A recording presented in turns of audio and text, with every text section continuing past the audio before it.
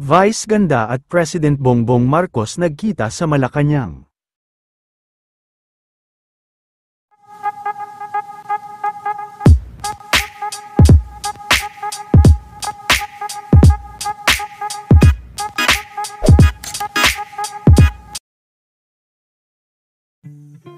Kasalukuyan nga na nagaganap ngayon sa Malacanang, ang konsyerto sa palasyo para magpakita ng suporta sa mga pelikula sa Pilipinas at mga kalahok sa Metro Manila Film Festival, kung saan ay nagkaroon din ng pagkakataon na nagkita si Vice at President Bongbong sa nasabing event. Bukod kay Vice, ay spotted din ang ilan pang mga sikat na personalidad. Nagpasalamat din si Vice sa pagpapakita ng suporta ng palasyo sa kanila.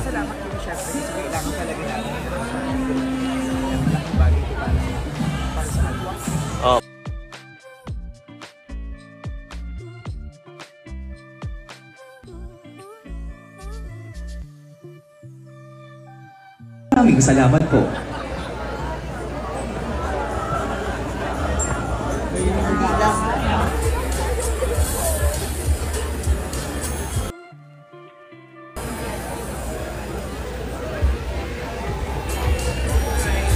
Sa ilang sandali po lamang ay magsisimula na ang ating program.